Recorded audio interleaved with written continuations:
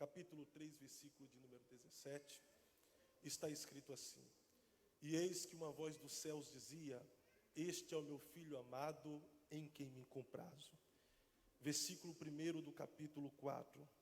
Então foi conduzido Jesus pelo Espírito ao deserto, para ser tentado pelo diabo. Tome o seu assento, por gentileza. Me presta a sua atenção para que possamos compreender, entender o que Deus tem para falar conosco. Quando Jesus estava com 12 anos de idade, José e Maria, os seus pais terrenos, estavam em uma festa. Desapercebidos, eles acabam perdendo Jesus de vista. Depois de algum tempo que eles caem em si, percebem que Jesus não está mais ao seu redor. Eles se desesperam, começam a buscar Jesus de um lado para o outro. Depois de muitas tentativas fracassadas, eles vão até o templo, onde localiza Jesus, conversando com os doutores da lei da época. É interessante que de longe, ao avistar, eles percebiam que um garoto de 12 anos conseguia responder todas as perguntas que aqueles homens entendidos da lei lhe fazia como perguntas, e Jesus trazia as respostas. Porém, naquele dia, direcionado pelo Espírito Santo, José pega sua esposa Maria e também o seu filho Jesus e vai para uma pequenina cidade que ficava nas cercanias da Galileia. Eu estou falando da pequenina e desprezada Nazaré. Cidade esta que levou Jesus a ser questionado por causa da sua origem. Quando ele teve um encontro com Natanael, e Natanael perguntou: poderia vir alguma coisa boa de Nazaré? Melhor dizendo, quando Jesus foi apresentado a Natanael. Jesus, quando esteve em Nazaré, ele ali ficou por um período de aproximadamente 18 anos. Nesse período, a Bíblia nos oculta a sua história. Nós não sabemos quais cursos Jesus cursou na sua adolescência, se faculdade ele fez. A única coisa que sabemos neste período de anonimato, de oculto que Jesus ficou nas Escrituras, é que ele se profissionalizou em uma profissão muito antiga. Seguindo o exemplo do seu pai, José, que era carpinteiro, Jesus aprende a arte da carpintaria e carpinteiro ele se torna. Na verdade, quando a fama de Jesus corre por todo Israel como um milagreiro, Jesus recebeu diversos apelidos. Dentre tantas, nós podemos destacar aqui o apelido de carpinteiro milagreiro da cidade de Nazaré. Mas o texto em que ora lemos fala a respeito do aparecer de Jesus no cenário bíblico depois de 18 anos sumido no anonimato. Quando ele aparece no capítulo de número 3, ele não aparece mais como um adolescente, como um jovem. Na verdade, ele é um homem formado, é um homem com um currículo de vida e, acima de tudo, com uma missão. Missão essa que seria árdua, espinhosa e dolorida, mas era necessário Jesus efetuar esta missão com sucesso, porque através dela ele revelaria o amor do Pai para com a humanidade. Por isto, foi ele mesmo quem disse, e João, no capítulo 3, versículo de número 16, deixou escrito: porque Deus amou o mundo de tal maneira que deu seu Filho unigênito para todo aquele que nele crê, não pereça, mas tenha a vida eterna. Jesus, ele aparece no cenário bíblico em um lugar estratégico. Ele aparece na Judéia, junto ao Rio Jordão. Porque lá no deserto da Judéia, junto ao Rio Jordão, existia um culto que a esta altura era um dos pontos de pregações mais famoso da época.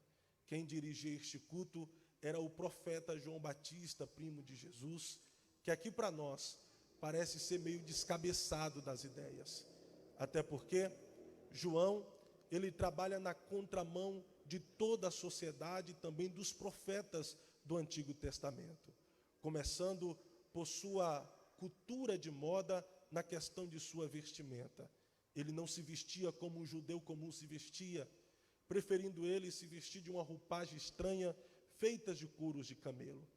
Ele também não se alimentava conforme a cultura alimentícia de Israel ditava para ele se alimentar, preferindo ele se alimentar de gafanhotos e mel silvestre que ele encontrava em meio aos desertos da Judéia. Outros, sim, tendo como opção de realização de culto ou como ponto de pregação as sinagogas, o templo ou até as praças públicas, como faziam os profetas do Antigo Testamento, tocando uma buzina e chamando a atenção de todo o povo. João decide ir pregar no deserto, um lugar onde as pessoas evitavam de ir, porque não era confortável, também não era aconchegante e não era um lugar legal para se estar. Porém, quando a fama de João corre por todo Israel, como a voz que clamava em meio ao deserto, as pessoas abriram mão dos seus aconchegos, dos seus lugares confortáveis, apenas para ouvir João Batista pregar. Outros, sim, quando o povo chegava para ouvir o tal profeta famoso, a mensagem dele também não era tão agradável de se ouvir, porque era uma mensagem de juízo e que levava as pessoas ao arrependimento. João, ele pregava dizendo que o machado estava posto na raiz e a árvore que não desse fruto seria cortada e lançada ao fogo. Porém, aqueles que tinham ido ao deserto tinham a chance de produzir frutos dignos de arrependimento, se oferecendo para serem batizados nas águas do Rio Jordão, porque assim eles estarão livres da condenação que estava por vir. Jesus aparece neste cenário, em que uma multidão está ouvindo o profeta da época que era ovacionado. Para você compreender melhor este cenário, eu gostaria de montar aqui com você, e eu sei que a sua mente é fértil e você tem a capacidade de imaginar como é que foi esse dia lá no deserto da Judéia. Vamos fazer deste altar aqui agora um deserto. Do lado de cá existe o Rio Jordão. Além das águas do Rio Jordão está João. Do lado de cá existe uma multidão. Essa multidão está com os olhos fixados em João para não perder nada do que Deus fazia através dele. Os ouvidos estão aguçados para não deixar de ouvir nada do que Deus falava através dele. Toda atenção era pouca em João, até porque Deus estava usando ele para interromper um silêncio de mais de 400 anos que Deus não se comunicava com o povo. João, ele está pregando dizendo: raça de víboras, quem vos ensinou a fugir da ira vindoura? Venham, produzam frutos dignos de arrependimento. Se ofereçam para ser batizados nas águas do Rio Jordão, e assim vocês estarão livres da condenação que está por vir. Na proporção que João pregava, Jesus, ele foi entrando no meio da multidão. Ele passa por um, ele passa por outro, até romper a multidão. E João pregando com o seu olhar fixado na multidão, e o seu olhar localiza Jesus, a sua voz fica embargada, o seu corpo fica trêmulo, e com dificuldade de continuar a sua mensagem por um minuto, João, ele se cala. A multidão que estava de olho em João, tira o olhar de João e começa a olhar na direção em que João estava olhando. E o cenário do capítulo de número 3, o ápice dele é mais ou menos esse aqui. A multidão e o profeta da época de olho em alguém que estava no meio deles. A multidão desconhecia quem era aquele alguém, mas João já sabia que ele era além do seu primo. Há um momento de silêncio, como se fosse este. Este silêncio é interrompido mediante a pergunta de algum curioso, e eu quero crer que foi um dos discípulos de João, que chega até ele e diz: mestre, o que é que está acontecendo? Durante esses dias nunca vimos tomar tal atitude em meio ao deserto.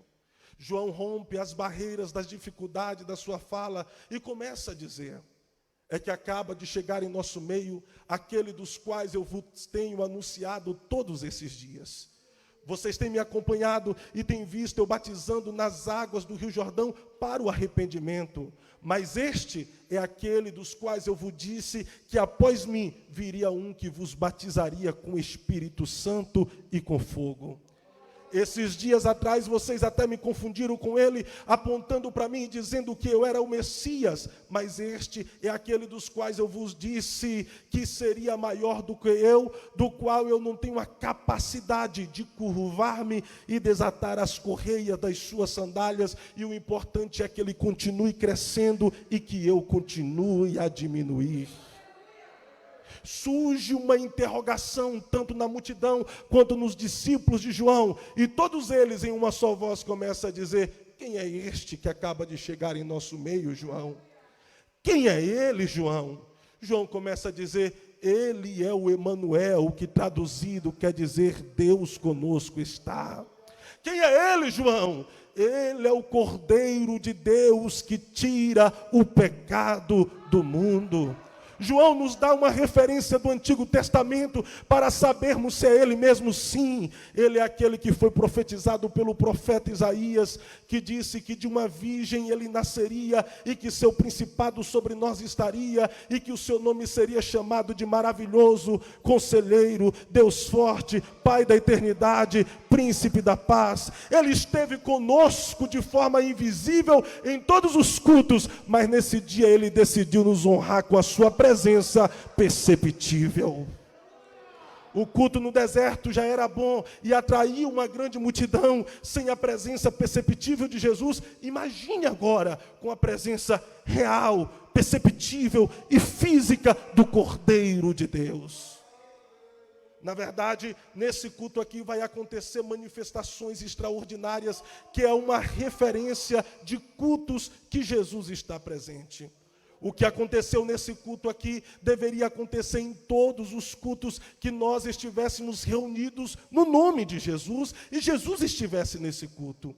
O que aconteceu nesse culto deveria acontecer um culto quando houvesse uma multidão, ou se não houvesse a tal da multidão, ainda que tivesse 2, 3, mas se Jesus estivesse no meio, essas coisas deveriam acontecer. O que aconteceu nesse culto deveria acontecer quando houvesse um pregador renomado, ou se não tivesse o tal do pregador renomado, até porque o pregador não é tão importante, o importante é a presença do Jesus que inspira a mensagem ao pregador.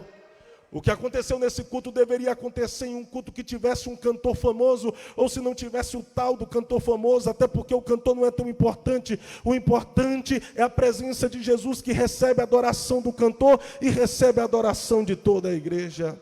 O que aconteceu nesse culto deveria acontecer em um culto que estivesse na liderança do departamento de jovem, departamento de adolescente, departamento de ciclo de oração, departamento de missões, departamento de vitória. O departamento também não é importante. Quem está na direção, desculpa, também não tem tanta importância. O importante é aquele que direciona o departamento, que dá inspiração ao líder e à direção desse departamento. Um culto em que Jesus está ausente, o fraco sai fraco, o caído sai caído, o perturbado sai perturbado, o doente sai doente, o morto sai morto, o frio sai frio. Mas em um culto que Jesus está presente, o cenário muda, o fraco é fortalecido, o caído é colocado de pé, o desanimado recebe ânimo, o desmotivado recebe motivação, o entristecido recebe alegria, o perturbado recebe paz, o desesperançoso recebe esperança, e até os mortos recebem vida, e os frios saem cheios de fervor para a glória de Deus. Talvez você não esteja atento, mas nós não estamos reunidos em nome de Alá, de Buda, nós não estamos reunidos em nome de Mussolini, nós não estamos reunidos em nome de Allan Kardec, nós não estamos reunidos em nome de Charles Taze Russell, nós estamos reunidos no nome do Cristo que vive e reina para todo sempre. Então eu tenho certeza que enquanto nós estamos aqui, Ele está presente e algo no mundo espiritual está acontecendo. Ele está visitando a tua casa, a tua saúde, a tua família, a tua parentela. Ele está visitando os teus projetos no ano de 2022. Ele já está colocando tudo sob o seu controle e abençoando a tua jornada de fé. A primeira coisa que acontece nesse culto está no versículo de número 16 do capítulo 3, que diz: e saindo ele das águas, abriram-se-lhe os céus. Em todo culto que Jesus está presente, os céus se abrem. Segunda coisa que acontece nesse culto é o Espírito Santo descendo em forma corpórea de pomba e pousando sobre Jesus. Em todo o culto que Jesus está presente, o Espírito Santo desce, se manifesta, entrega dons espirituais, consola, levanta o caído, ele intercede com gemidos inexprimíveis àqueles que estão passando por momentos de turbulência. E a terceira coisa que acontece nesse culto, que está no versículo de número 17, é Deus, ele fala. Mas o que Deus falou aqui no versículo de número 17 chama muito a nossa atenção. Porque Deus chama a atenção da multidão e do profeta da época, dizendo: gente, esse que acaba de sair das águas, ele não é mais um profeta. Este que acaba de sair das águas não é mais um sacerdote. Este que acaba de sair das águas não é mais um líder religioso. Na verdade, ele veio para religar a humanidade com Deus e trazer comunhão com Deus para com a humanidade. Este que acaba de sair das águas, ele é o meu filho. E eu quero que todos vocês saibam que eu me alegro de tê-lo como filho. E eu quero que vocês saibam que a minha alma se compraz de tê-lo como filho. Entenda aqui que o versículo de número 17 é o próprio Deus honrando o seu filho diante da multidão e do profeta da época. Além de Deus estar honrando, humanamente falando, o seu filho diante da multidão e do profeta da época, ele está trazendo à tona o cumprimento da promessa que os judeus esperavam acerca do Messias. Quando Deus diz: este é o meu filho, ele está dizendo: o Messias que vocês esperavam está aí. Eu estou cumprindo a promessa que tanto vocês esperavam. Mas humanamente falando, quando Deus destaca a pessoa do Cristo e diz: gente, ele é o meu filho e eu me alegro de tê-lo como filho, Deus estava honrando o seu filho em público, diante da multidão, diante do profeta da época. Só que este Deus que honra o seu filho em público, no capítulo 3, o versículo de número 17, é o Deus que no capítulo 4, pelo Espírito Santo, conduz Jesus ao deserto para ser tentado pelo diabo. É o que está escrito. Então foi conduzido Jesus ao deserto para ser tentado pelo diabo. A vida de Jesus é um reflexo daquilo que nós podemos viver, logo que ele é o nosso modelo de vida. Muitas coisas que Jesus, ele passara, serve como exemplo que nós também passaríamos nessa vida. E da mesma forma como ele venceu em tudo, ele estará conosco para nos ajudar a vencer todas as circunstâncias difíceis que nós passarmos nesta vida. E eu estou falando com gente aqui que, semelhantemente à vida de Jesus, em algum momento da sua existência, você já foi honrado em público, honrado através de uma palavra deliberada a teu respeito, honrado através de uma posição que foi lhe concedida, honrado a respeito de algo que você recebera, seja material, espiritual ou de um depósito especial que Deus fez na tua vida. Honrado através de uma promessa que você recebera e essa promessa te fizera sonhar e te colocar e fez com que você colocasse expectativas a respeito do seu futuro. Essas promessas fez com que você colocasse esperança de um futuro melhor, esperança de um futuro de sucesso, de êxito, de vitória e de glória, de triunfo. Essa promessa fez com que você acreditasse que as coisas mudariam de um dia para a noite ou da noite para o dia. Eu estou falando com pessoas aqui que é portadoras de promessas absurdas da parte de Deus. Seja na sua vida espiritual, ministerial, emocional, sentimental, seja na sua vida familiar, ou seja na sua vida profissional. Você recebeu de Deus promessas que te fizeram acreditar que o amanhã seria melhor.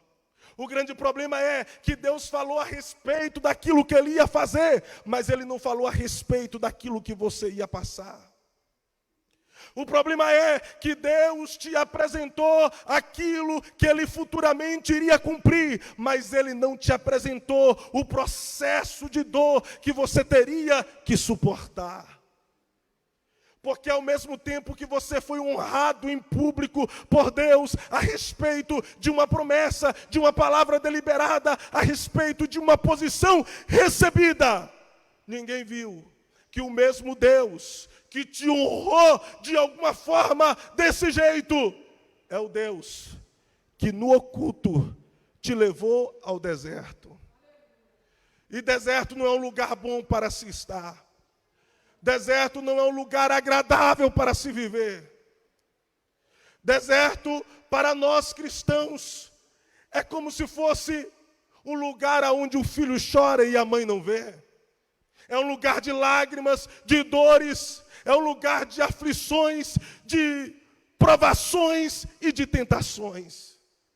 E é interessante dizer que Jesus ele foi conduzido ao deserto não para ser beneficiado pelas bênçãos de Deus. Ele foi conduzido ao deserto para ser tentado pelo diabo durante 40 dias e 40 noites. Ele teria a companhia do tentador, lhe fazendo propostas tentadoras constantemente. Jesus ele foi conduzido ao deserto para ele se preparar para um ministério de poder, unção e glória por 3 anos e meio. Eu estou falando com pessoas que são portadoras dessas promessas. Promessas que te fizeram sonhar. Promessas que te fizeram acreditar que as coisas iam melhorar.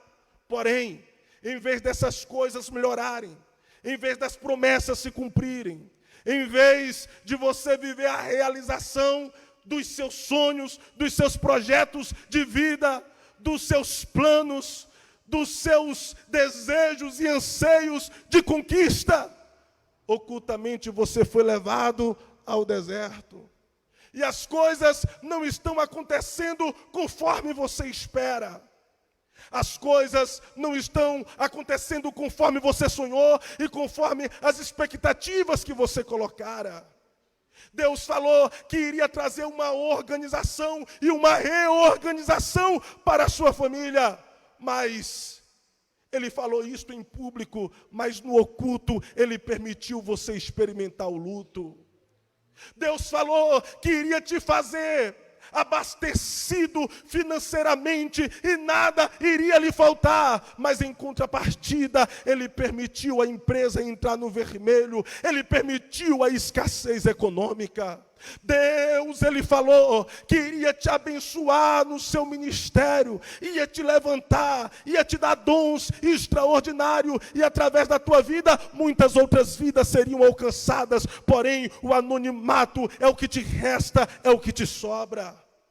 Deus falou que coisas maravilhosas iriam acontecer na tua vida, mas em vez dessas coisas acontecerem, situações começaram a piorar, a sua vida começou a regredir, a sua vida começou a retroceder. Em vez da promessa que Deus falou se tornar uma realidade, situações começaram a piorar, sua família entrou em declínio, a situação não está tão bem como você esperava.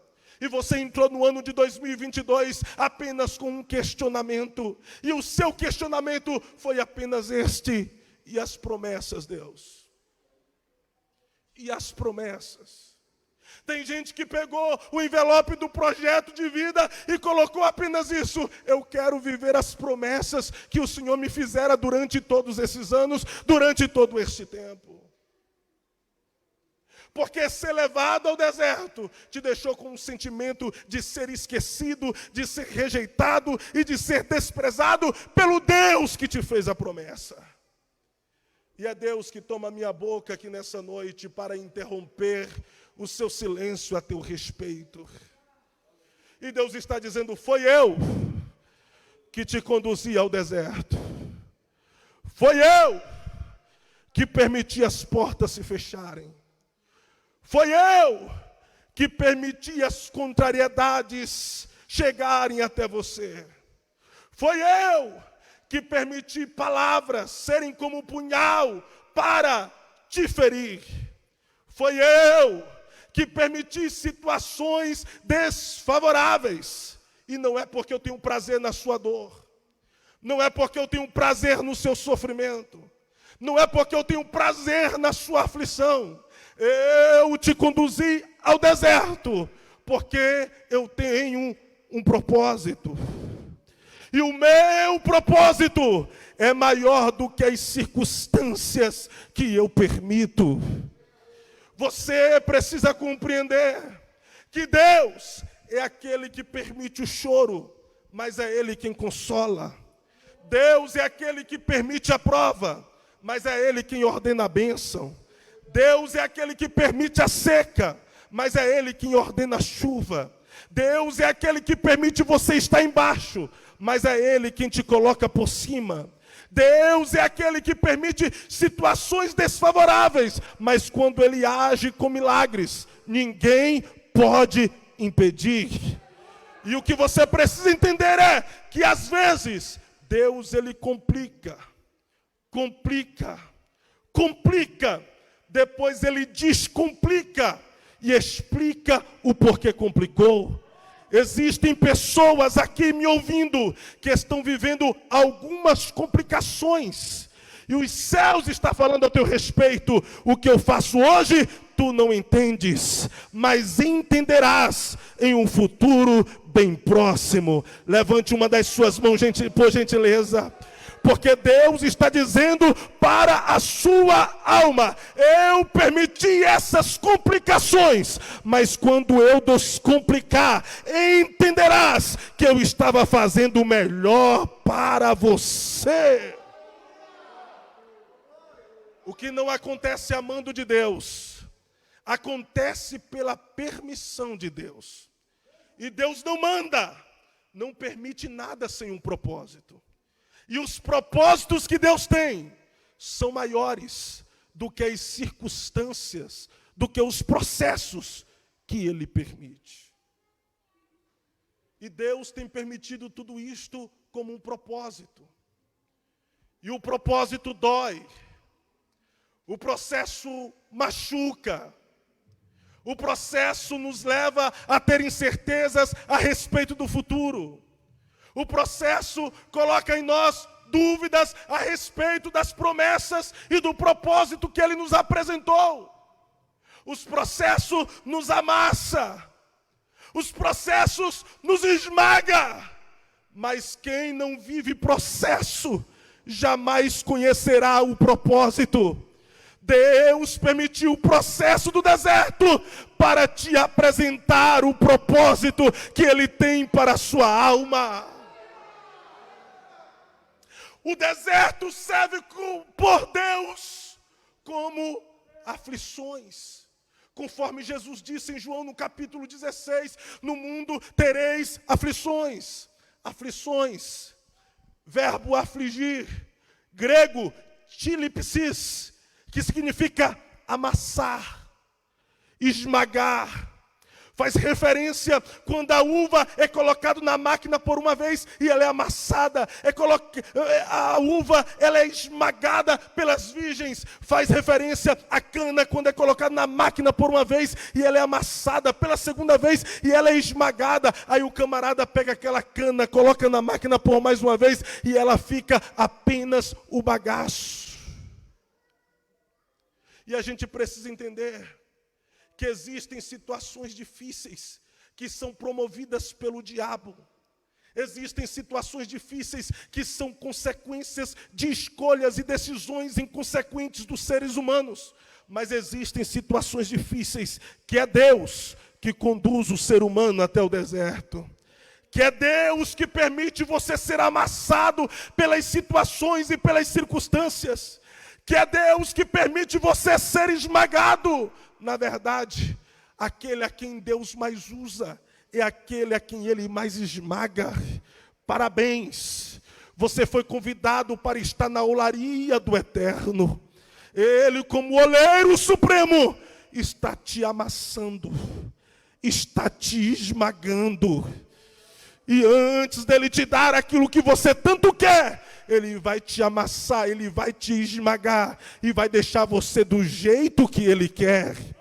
O seu propósito é receber o que você quer de Deus, mas o propósito de Deus é te amassar, te esmagar e deixar você do jeito que ele quer.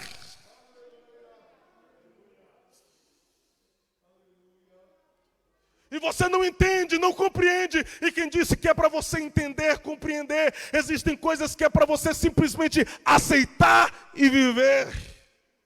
E você não precisa entender para crer. O que você precisa é crer que mesmo sem você ver, existe um Deus trabalhando em você. Porque antes dele trabalhar por você, ele vai trabalhar em você. Porque o alvo de Deus não é trabalhar por você. O alvo de Deus é trabalhar em você, é mexer com a sua estrutura, é fazer algumas transformações na sua interioridade, é mudar alguns pensamentos, é arrancar a arrogância, a soberba, é arrancar o sentimento de altivez, é arrancar aquilo que não presta e deixar você do jeito que ele quer. E quando você estiver pronto do jeitinho que ele quer, ele vai trabalhar por você. E quando ele trabalhar por você, ninguém pode impedir o seu agir. Enquanto isso, suporta o deserto. Mas Fábio, está doendo. Os céus dizem: suporta. Eu estou no meu limite. Suporta. Eu estou fraco. Suporta. A minha fé foi abalada pela perda, pela perca. Suporta. O desânimo está tomando conta da minha alma. Suporta.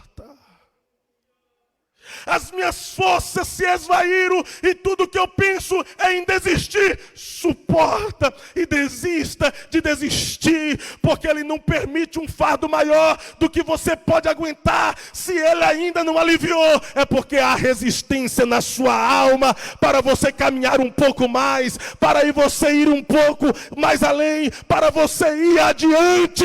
E eu quero profetizar em nome de Jesus Cristo que 2022 será um ano de intensa resistência.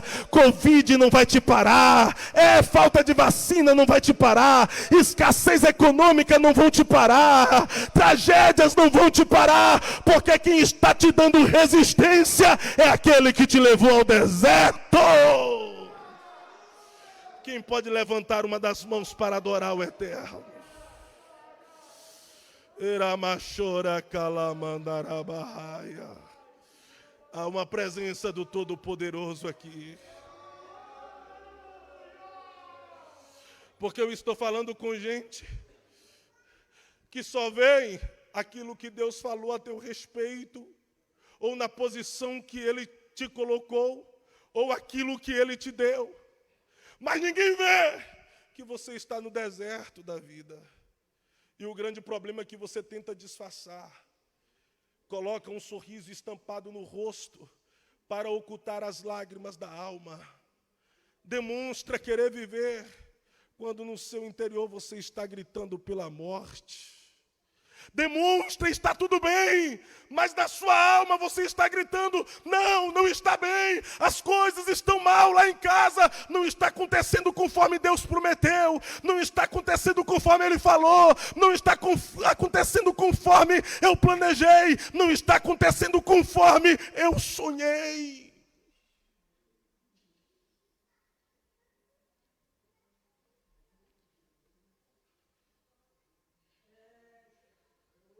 Porque até vêm as suas vitórias, os seus triunfos e as suas conquistas, mas são poucos aqueles que veem você no campo de batalha. São poucos aqueles que veem você guerrear. São poucos aqueles que veem você resistir. E o inferno até fez uma reunião, marcando uma data para se confraternizarem pela sua desistência. O inferno disse que você não entraria em 2022 com fé. E realmente você pensou em desistir, pensou em abandonar, pensou em deixar as promessas de lado, porque esse negócio de ser crente é difícil, esse negócio de aceitar chamado é difícil, esse negócio de querer viver as promessas é muito difícil. O inferno disse, ele não vai aguentar, ela não vai aguentar, porque realmente estava doendo. Mas foi Deus quem te sustentou até aqui. Porque Ele te levou ao deserto, mas não deixou de ser o seu pai. Ele permitiu a tentação, mas não deixou de ser o seu pai. Ele permitiu a doença, mas não deixou de ser o seu pai. Ele permitiu o luto, mas não deixou de ser o seu pai. Ele permitiu as portas se fecharem, mas não deixou de ser o seu pai. Ele permitiu contrariedades, mas não deixou de ser o seu pai. Ele permitiu perseguições, mas não deixou de ser o seu pai. Ele permitiu aflições, mas não deixou de ser o seu pai. Ele permitiu adversidades, mas não deixou de ser o seu pai. Ele permitiu o inferno se levantar e questionar se tu és filho de Deus. Mas nos céus ele estava dizendo, ele é o meu filho, ele é o meu filho. Ele não deixou de ser o seu pai. Só quem tem certeza de sua paternidade, por gentileza, por um minuto libera uma palavra de louvor. Se você tem glória, dê glória, vai. Se você tem aleluia, dê aleluia. Porque os céus estão te dando resistência. E Deus fala na minha alma aqui que Ele está pegando na mão de alguém. Está frustrando, decepcionando toda a festa e confraternização infernal. E está dizendo para a igreja na tenda do Fazendinha, em 2022, não haverá desistência, não. Não haverá desistência, não haverá retrocesso, não haverá regresso. Essa é uma igreja militante que mesmo em meio às contrariedades, mesmo em meio às vicissitudes, mesmo em meio às adversidades, mesmo em meio às provações, tentações, e mesmo em meio às doenças, estará mantendo a sua postura, seja no deserto ou no palácio, seja na prova ou na bênção, seja na cura ou na doença, manteremos a nossa postura de filho. «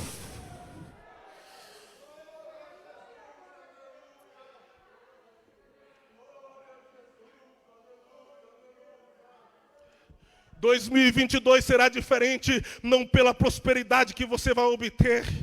2022 será de excelência, não pelas portas que vão se abrir.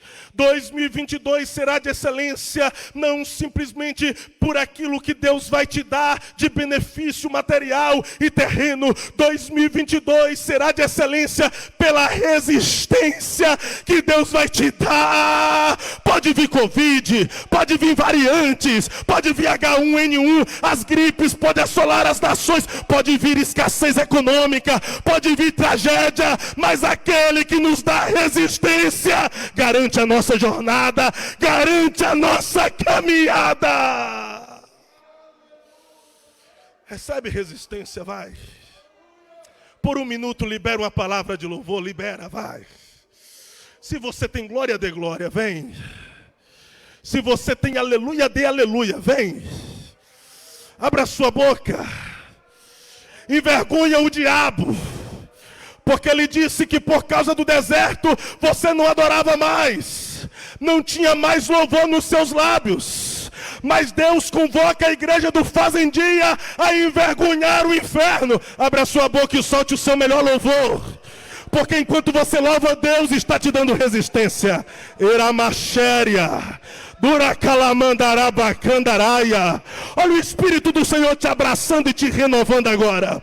Olha o Espírito do Senhor te abraçando e te restaurando agora. Olha Deus tomando a tua vida. Olha Deus fortalecendo a tua fé. Olha Deus revigorando a tua alma. Receba vigor da parte de Deus. Receba força da parte de Deus. Receba restauração da parte de Deus.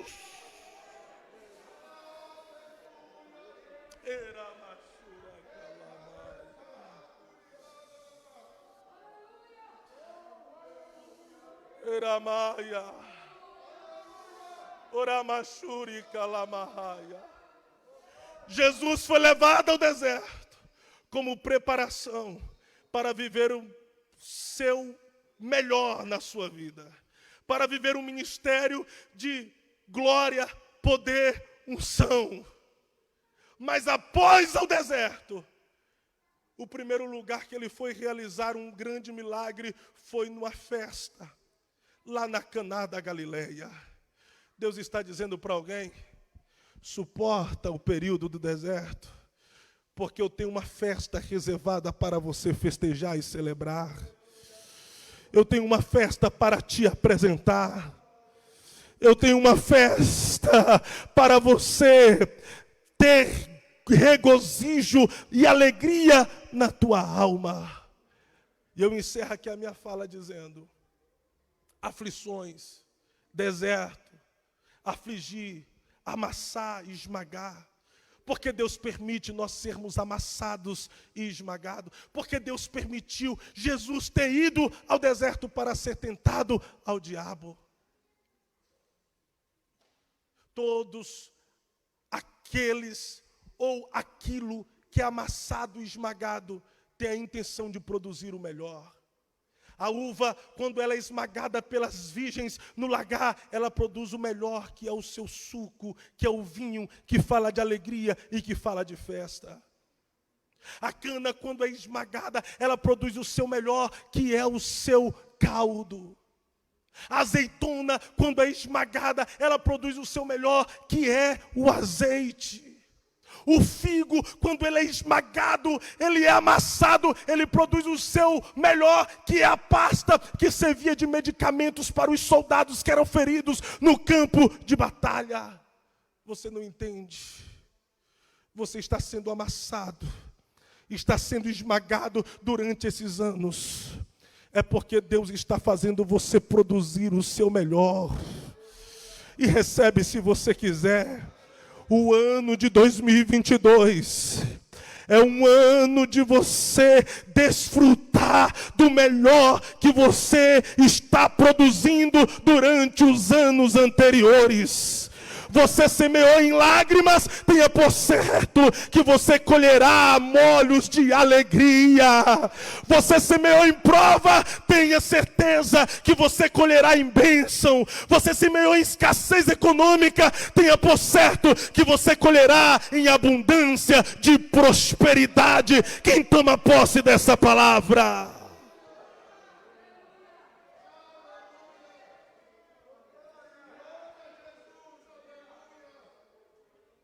Deus não permite nada sem propósito, e os propósitos de Deus são maiores do que as circunstâncias que Ele permite. Paulo, ele disse aos Romanos, no capítulo 8, versículo de número 18, porque para mim, eu tenho por certo que as aflições do tempo presente não são para se comparar com a glória ou com os propósitos que hão de ser revelados no futuro.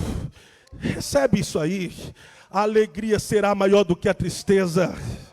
A paz será maior do que a perturbação. A porta que se abrirá será maior do que a porta que se fechou. A cura será maior do que a dor. O propósito será maior do que o processo. A união será maior do que a discórdia. O milagre que Deus tem preparado para a tua vida será maior do que o período do deserto. E eu estou falando com gente que daqui a um pouquinho de tempo olhará para trás e dirá: valeu a pena eu passar pelo que eu passei, valeu a pena eu viver o que eu vivi, valeu a pena toda a dor e todo o sofrimento, porque hoje eu vivo a realidade do propósito que o Eterno me fez. Oh, glória a Deus. Você recebe essa palavra? Por gentileza, eu quero orar com você. Esteja em pé, por gentileza. Eu quero orar com você que foi o alvo desta mensagem. Uma palavra, uma frase, alguma coisa falou com você. Você também que está na campanha, no projeto, nos 12 dias, sai do seu lugar e vem até o altar. Porque enquanto você estiver aqui, eu quero deliberar ainda uma palavra que está queimando na minha alma para eu liberar sobre a sua vida. Isso, venha. Oh, meu Deus. Oh, glória. Oh, glória. Aleluia, venha. Vem.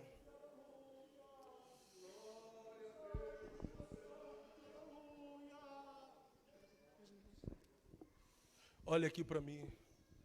Aflições na vida de um servo de Deus são inevitáveis.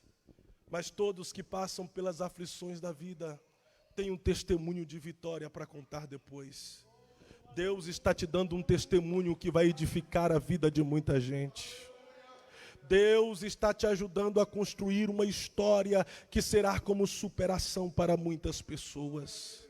E recebe isso aqui, porque Jesus ele foi levado ao deserto, foi tentado por Satanás, foi provado pelo próprio Deus. Mas no versículo de número 11, tem uma palavra que alegra a nossa alma, que alegra o nosso coração, porque ela reflete também para a tua existência e para a tua vida o que está escrito. Então o diabo o deixou, e eis que chegaram os anjos e o serviu. Em meio a este deserto, ainda existe um banquete para você se banquetear. Então suporta, aguenta firme. Deus não permitiu essas situações em vão. Ele permitiu porque Ele tem um propósito maior. Se você crê, por gentileza, vem na oração comigo e fale com Deus aonde é que está. Antes de orar com você, deixa eu saber aqui, tem alguém afastado dos caminhos do Senhor? Tem alguém que precisa entregar a sua vida para Jesus? Se tiver alguém, me dê um sinal com a tua mão que eu quero orar por você. Tem alguém que está afastado e quer entregar a sua vida para Jesus? Tem alguém hoje que quer reconhecer Jesus como o único suficiente Salvador da tua vida? Me dê um sinal. Não há ninguém? Deixa eu orar com você. Por gentileza, levante as suas mãos, levante. E ore comigo dizendo: Deus, diga mais alto: Deus, eu ouvi a tua palavra e entendi que nada acontece que não seja por sua permissão, ou quando o Senhor manda. Diga: Deus, mas algumas vezes, mesmo entendendo isto, eu sou levado a um pensamento de desistência. Diga: Deus, eu preciso de forças para continuar a minha jornada de fé. Sozinho eu não consigo, mas se o Senhor estiver comigo, eu vencerei. Coloque suas mãos sobre a cabeça, coloca, e ore com toda a sua força e vigor, dizendo: Deus, eu sei que nenhum ser humano suporta receber a totalidade do derramar do Espírito Santo. Diga: Deus, mas o quanto for possível, um ser humano receber do Espírito Santo em forma de poder, de renovo, derrama sobre a minha vida hoje, nessa noite. Por favor, agora, Senhor. Isso. Receba o Espírito Santo. Receba o Espírito Santo. Oramachuri Kalamaia. Receba o Espírito Santo em forma de renovação.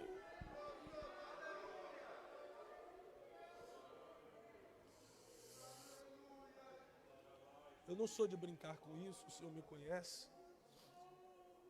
Mas enquanto eu estava pregando, Deus estava falando a teu respeito para a minha alma. Por muitas vezes, honrado em público, até venerado. Muitos querem estar por perto, mas desconhecem as suas batalhas e as suas pelejas ocultas, as suas provações ocultas. E Deus diz: eu te conheço. Eu sei das suas batalhas, das suas pelejas. Eu sei das contrariedades que se levantam, das provações que só tu e a sua casa sabe. E algumas coisas que até oculta para que não atinja os seus. Eu sou Deus que neste ano decido pela tua vida. Essa decisão não serás tu que irá tomar, mas sou eu que vou te conduzir, vou afastar, vou trazer, vou distanciar, vou aproximar, mas eu farei você viver aquilo que já pediste para mim. Eu sei os anseios da sua alma, do seu coração. E eu já ouvi muitas vezes quando disseste: Deus, e as promessas? Deus, e as promessas? Eu ainda não tenho vivido todas elas. Eu sou um Deus que prometo e velo pela minha palavra para cumprir. É por isso que eu te digo: prepara o seu coração, porque este ano será o cumprimento das promessas absurdas que eu fiz para tu e tua casa. Para saber que sou eu, o Deus que falo contigo, eu visito as suas veias sanguíneas agora.